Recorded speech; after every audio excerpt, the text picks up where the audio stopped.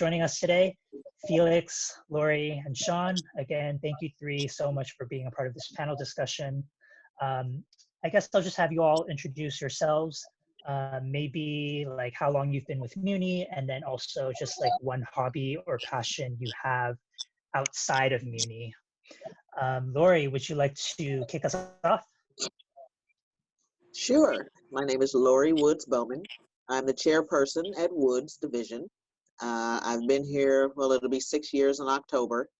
And what I love and enjoy to do when I am away from here is relax.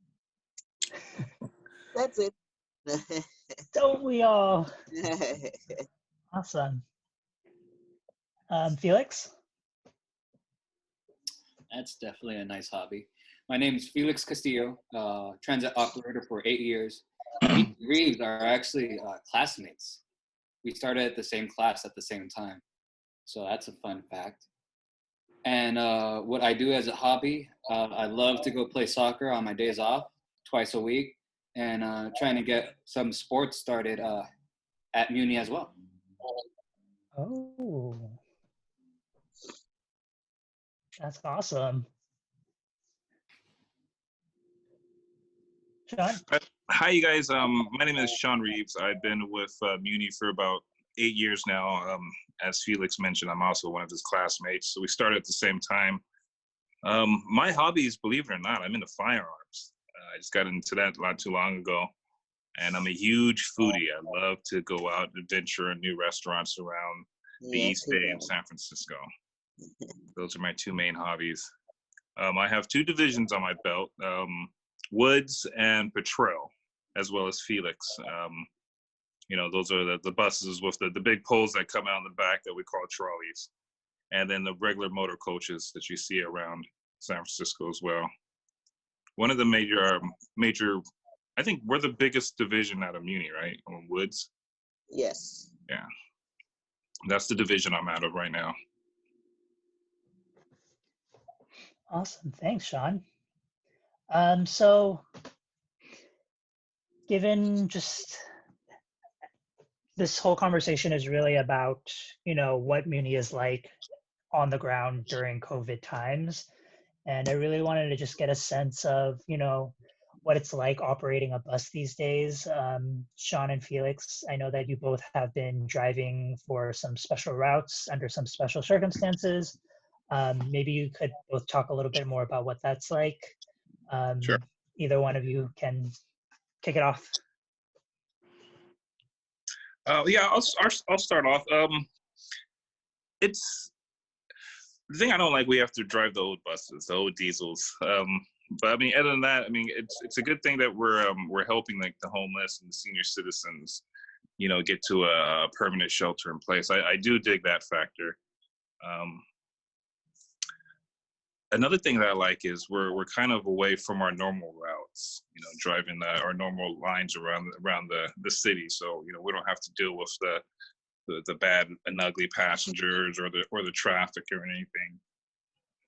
It's pretty relaxing. I like it because, yeah, like I said, I mean, you are helping out. You're doing something, you know, for the city.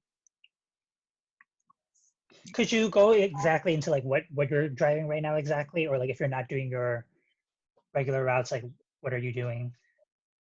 Right now they got everybody. Right now we're on the extra board, so I guess you just come in and they just give you a certain line to drive out of a certain division of what you're certified to drive for. But for us, we were picked out and volunteered to drive these cases. What are they called? PUIs, people under investigation of the COVID-19 virus. And so we'll pick them up from shelters or hospitals or bring them to a permanent shelter in place until the time need be. Yeah, personally, what I loved about them, and as Sean said, they were the old buses, but they had 50 buses set aside, and each one of these buses, what I liked personally, is that they had like a care package. Not one like we get on the regular runs, but this was specific towards us where we got full bodysuit, we Yes. had N95 masks, we had spray bottles, cleaning towels. I mean, this is the first time I felt, wow, this is how everybody should be treated. Have that care package. Not the Yes, we're actually safer driving these buses than your normal buses. We wanted my add that. right. I actually Right. felt people were like coming up to us. Oh, a few people like, oh, you shouldn't get near to them because they're doing that. But in reality, what we're doing was 10 times a lot safer than going out into the streets. That's how I felt it. And That's not true. only that, it's because they had a plastic barrier.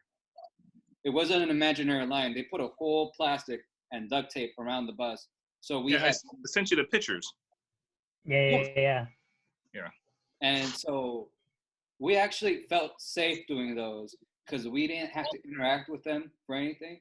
And not only that, not only the inspectors who were on the sides, but inside the bus, there was a community ambassador. There was a social worker inside The hot team. the hot team.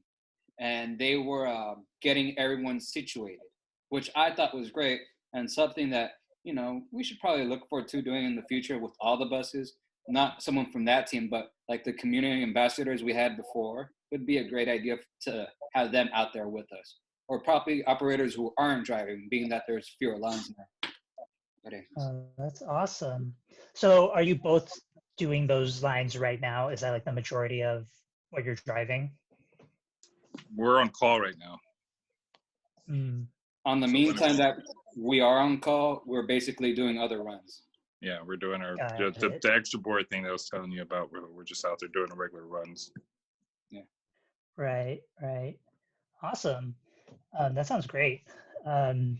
Lori, I know that you're union chair, so I know your workload probably looks a little different. Maybe you can share to everyone what being a union chair means and what you're up to and how you're supporting operators right now. Well, normally union chairs have a run, but since the COVID, uh, it was agreed that we made it to where we were readily available for our operators, for support, to explain, to, find out, to basically be there to support our operators. So my job, some people might look at it like, she's lucky, she doesn't have to drive.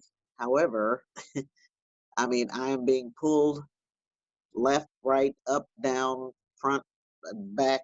I mean, all kinds of directions. I think one of the big issues is we are receiving a lot of bulletins, and a lot of them, will change, and then so we have to explain, we have to describe, we have to read it, of course, and understand it, and then get that information out to the operators. Then basically, if they have any issues, uh, and we want to be here, when they come back and they're able to explain it to us, and we can find a way to rectify it to help them. Even if it's just to soothe their being upset over something with passengers.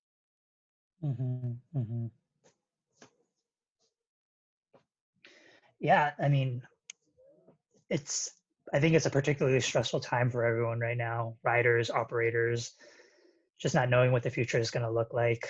And, I think pivoting back to how both you, Felix, and Sean were talking about driving those like special buses actually felt more safe, like when you're like transferring like people under investigation who, might potentially have COVID, feels safer than just driving a regular run. I think a big question that I think all of us are wondering about is just how are you guys keeping yourselves healthy and safe? And just maybe what other worries or concerns have surfaced during this time for the three of you? Well, I'll speak first. What we're doing in the division is sanitizing every couple hours. We're sanitizing everything and anything that can be touched, might be touched. You know, the doors, inside, outside, the walls of the doors, the lockers, the handles, the doorknobs, I mean, everything.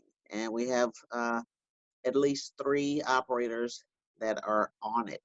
They don't have to be reminded, asked, or anything. They just get up, go get those bottles, start spraying and wiping, and then the beautiful thing is other operators join in. You know, let me get a rag, or can I help you, or what can I do? What do you need me to do? You know, because it's for everybody. You know, so I would say, as far as in here, then there's what do you call it, sanitizer stations throughout the Mhm. building. Well, it's only one floor, but all around there's sanitizing stations all around, and that's as far as inside of here. We also, when operators pick up their uh, what do they call it? Not the paddles, their jacket or pocket. Their, come on, guys, help me out. When they pick up their to go out for the bus, I don't know, brain freeze here, or whatever you want to call it. They are offered gloves, sanitizer, uh, and well, the wipes and everything that they need to keep themselves, you know, covered, protected while they're on the bus, so they can wipe down the steering wheel and whatever else. And you guys can take it from there. Yeah, I personally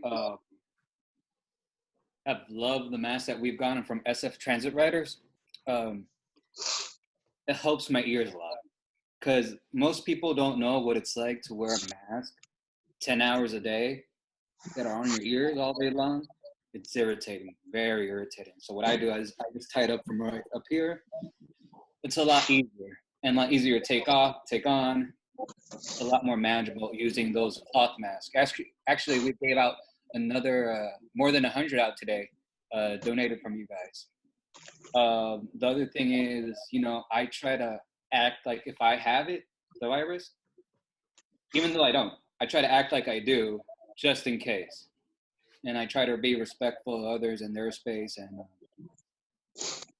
that's mainly how I'm keeping safe out there and following the instructions the most we can. Mhm. Sean, do you have anything to add? I like how Lori is showing Oh, the mask right now. you're Sean, you're on mute. All right. Since day one, nothing's really changed for me. Usually when we relieve a bus, that's when we start our day. We usually pick a bus up from another operator. I have about maybe a minute to 2 minutes to wipe down everything that I'm going to touch, what's going to be around my face, what I'm going to touch later on during the day, like the wheel block to stop the bus from rolling if I'm going on break, if I'm leaving my coach. Again, anything I touch, my steering wheel, my window, my phone, the buttons to adjust my seat, I've always been wiping that down. What's really changed for me now is like when I come home after work. I live in a 2-bedroom apartment, so my guest room, I go in there and I dump off all my clothes, and I use my guest restroom to wash off before entering my house. That's the only thing that I'm really hard on myself now to keep as a habit. As before, I would just come in and kick back on my living room with my uniform on. That's the only thing that's changed for me. Everything else, you know, I've always been sanitizing anything I touch on the bus that I'm gonna be operating later on that day. I've been noticing, around our division, there's been people cleaning around there. There's not the big crowds that there used to be at our division anymore. Everybody, you know, they're keeping their social distancing and stuff. It kind of sucks because, you know, I want to go into work and I want to talk to my friends, and, you know, like they're my family, but this is what some, I guess, we have to deal with for the next couple of weeks or months, who knows. That's the only thing that like I said, that's changed for me, is just coming home and just taking off my clothes, and if I can burn them, I can. That's about it. Felix, did you read that one post that one of our operators just recently put it up on the Transit Talk about one of the passengers didn't want to wear a mask, and they got into a altercation? I didn't see that post, but I had a similar scenario actually. Yeah, we're stuck like Chuck out there, man. We can't, these people don't want to listen to us, and I mean, can't they tell people to put on masks and stuff. So I don't know they if you want don't to talk get about into that, an Eric. altercation with them, but at the same time, in my case, that person who I told to put the mask on, she held the back door for 15 minutes. She didn't let me leave until the next bus came. Great. So she stepped off, but she put one foot on her bus, so I couldn't be able to leave. And all this time, I'm waiting for someone to show up to assist me. It Yeah, I just know, takes a man. long You got time other to- passengers trying to get to work or home and stuff. That's what I wanted to bring up, Eric. A lot of passengers Yeah. are not going by the rules, and you're just kind of screwing it up for the operators and other essential workers trying to get home, try to get to their kids. Yeah. Lori, it looked like you had something to say. I'm gonna give. I want to say thank you for these. Okay, Yes. I love these because they're reusable. You can wash them. Well, of course, Woods alone has over 600 operators. So what I'm going to have Wow. to do is make some kind of a quiz game or something, so people can win. Uh, it is, and I really, really, we really appreciate you all getting these to us, and they're really cute. They have Yeah. so many different kinds. I love it. I can't wait to get this game started. However, on another note, as far as the the passengers and everything, uh, I think that is and actually has always been the hardest part of an operator's job. Mhm. And unfortunately, the coronavirus, didn't uh, tame too many people, or they just consideration, okay, Mhm. understanding, uh, all that during this time would be. I mean, I don't know. I don't see how considering we have uh, people with mental issues, or even drug addictions, alcoholism, whatever is out there, so many different things. But then you have also the so-called normal people that are pretty much doing the same things, and I just don't understand it. It's like nobody believes this is real. I don't know if we're jumping ahead, but I remember an operator coming in. She was so upset. She said, this passenger was just coughing all over, and I'm asking him to please step back, step back. And he just kept coughing on her. So when she came in, she immediately went and said, look, this is what happened. I am leaving now, and I am going to get tested. And she was positive, Mm. And so these people are doing this stuff on purpose. Some people spit on the bus. They spit at people. They come on with their masks, and then as soon as they get on on the bus, they take their masks off. And like Mhm. the guys were saying, confrontation. You know, Right. you say something, it's like damned if you do, damned if you don't. They Mhm. have to understand that everybody has a choice. So the operators are not forced to drive these buses. Operators are there, they want to help. They want to, give a service, but then when they think about how they're mistreated, abused, looked down upon, um, and they just think about, I'm out here trying to help people and get back to my family, and these people don't even care, and so that's kind of heart wrenching, especially the Yeah. stories, when you have to try to calm operators. There's one guy I mean, it was so bad I could not calm him, and I consider myself pretty smooth talker. Yeah. I consider myself to be, I'm thinking, I can talk to people, but this guy could not come because he had to drive slow because, now things are different. He had to drive slow, but this guy constantly called him out his name. You can't drive. Why are you driving so slow? Cursing him out. And this guy came in here. He was so upset because the main thing is I'm out here trying to help, and you don't even care that I'm here to pick you up. You want to throw this at me. I mean, he was so upset I had to pass him on to someone else who had to pass him on to someone else.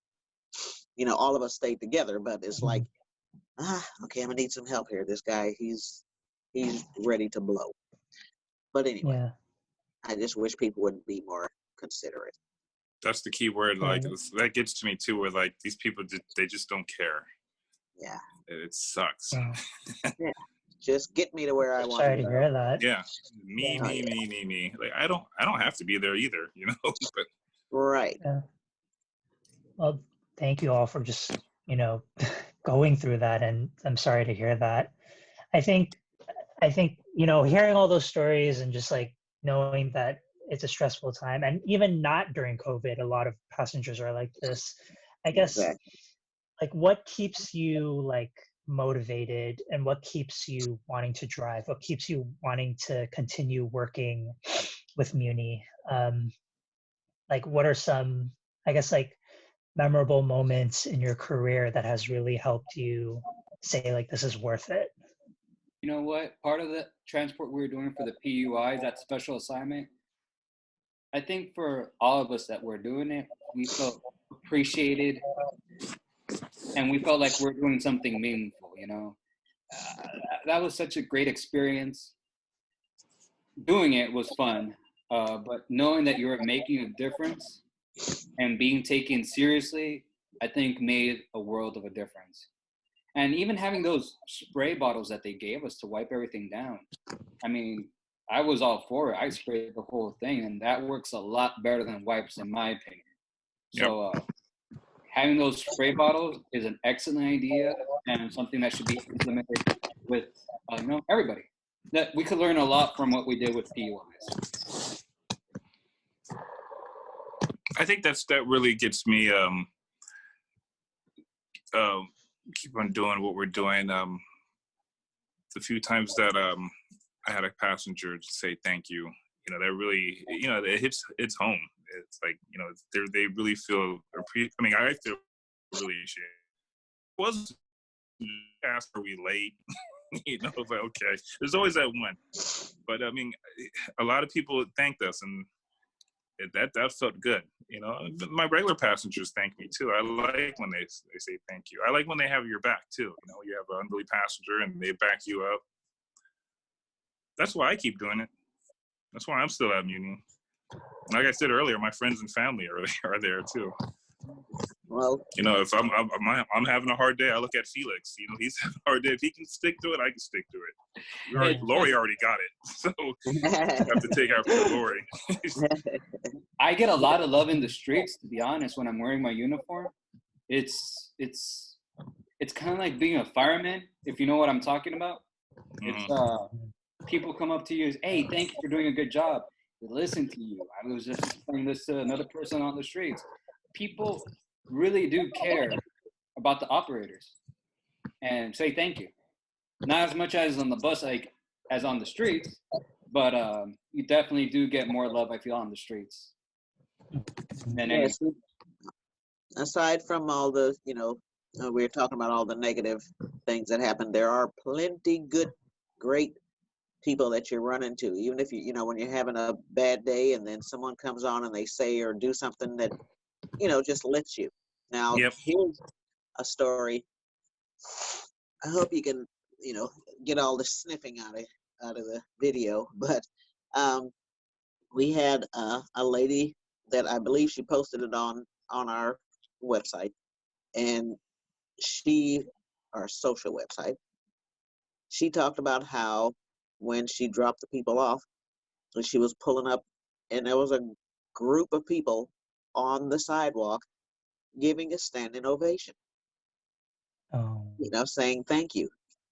And she was like, "Ah," I mean, just it was just a beautiful thing because I even wrote to, I'm going to say it, KCRX, I believe, Channel 3. I was watching TV and I see they listed all the essential workers. Nowhere did it say transit operators. Nowhere. So I wrote to them and asked, could you please just put that on your list? I mean, just put it up there because we are essential workers. Everybody tends to forget us.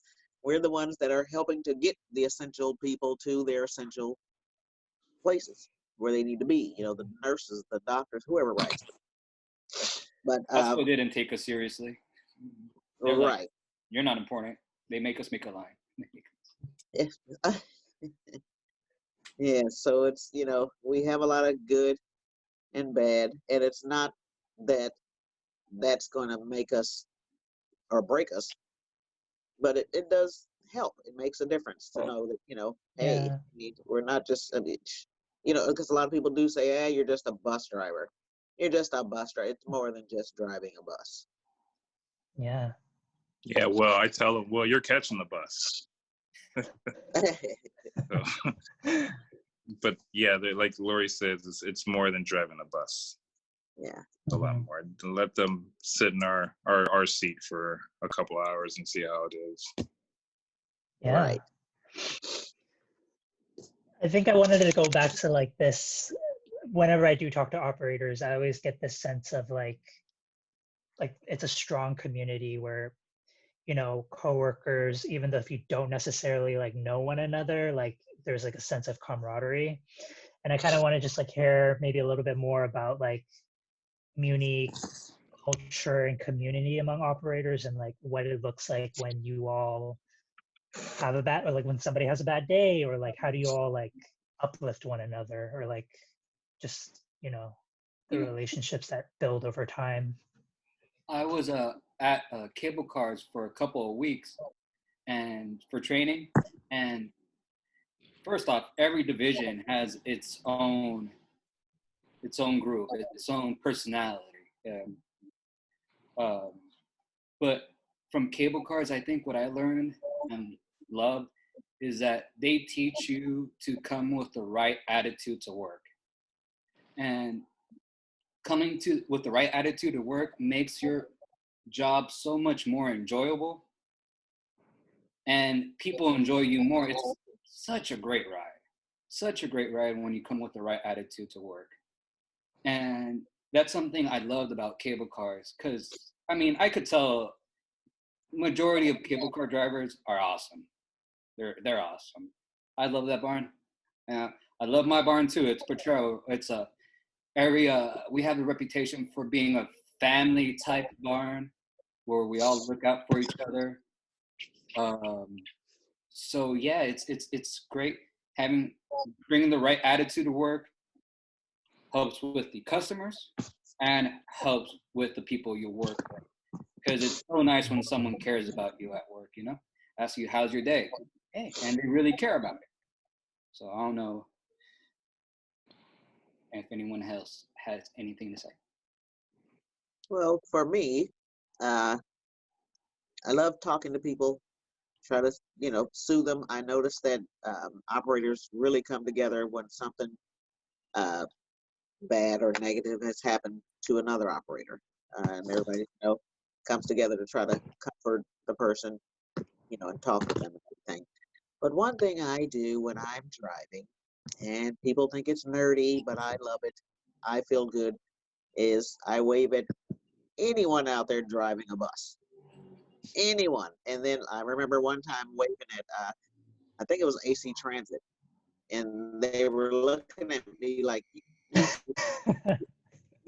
hi, And so just to let them know, hey, I'm out here with you. We're all in this together.